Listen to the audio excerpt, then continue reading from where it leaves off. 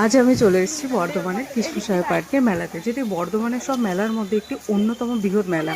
মেলাটি শুরু হয়েছে 3 জানুয়ারি আর শেষ হবে 13 জানুয়ারি, মানে আগামী কাল পর্যন্ত মেলাটি আছে। যার যার এখনো আসা হয়নি তারা মেলায় আসো, মেলাটি দেখো।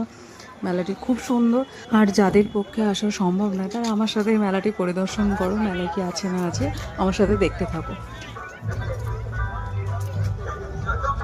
এরপর আমরা এখন যাচ্ছি পুষ্প প্রদর্শনী দেখতে। আর হ্যাঁ, বলে রেখে, এই মেলার কিন্তু অন্যতম নাম হচ্ছে ফুল মেলা।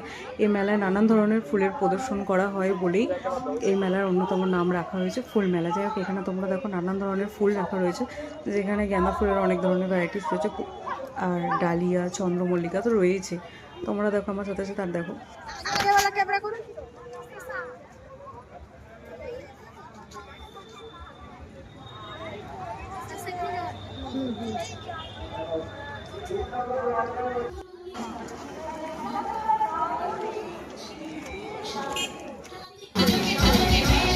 আর এখানে নিজেদের পছন্দের জিনিস কানেরদুল বিক্রি হচ্ছিল, যেটা যাই নেবে তোমরা 30 টাকা।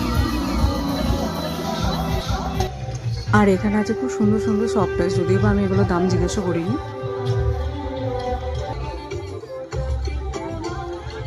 এইগুলো সেই ট্রেন্ডিং ইয়ারকাপ, তাই আমি একটু ট্রেন্ডে গা ভাসিয়ে নিলাম। এখানে আছে SBF এর কাউন্টার, তোমরা এখান থেকে টিকিটও কাটতে পারো আর পপকর্নও খেতে পারো।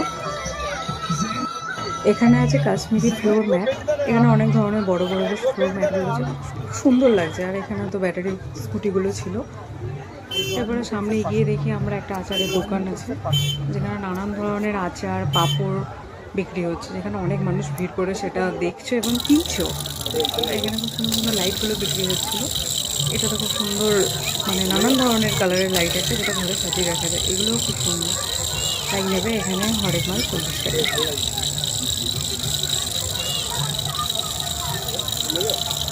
এখান থেকে সামনে এগোতেই সব ধরনের ফুড কাউন্টারগুলো বসেছে, যেখানে ফাস্টফুড থেকে শুরু করে মিষ্টি কোনোটাই বাদ যায় না। তাই মানুষের ভিড় তখন মানুষের এখানে খাবার খাচ্ছে। আর হ্যাঁ, ফুচকাও কিন্তু বাদ যায়নি, এখানে ফুচকাও বিক্রি হচ্ছে। ফুচকার অনেক ধরনের ভ্যারাইটিস বিক্রি হচ্ছে, এখানে জেলি ফুচকা, পাপড়ি চাট ফুচকা।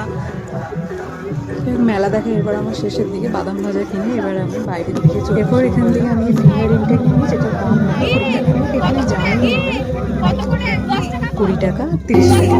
আর এখানে হচ্ছে কৃষ্ণসায়র সাংস্কৃতিক অনুষ্ঠান, যা এই মেলার অন্যতম আকর্ষণ।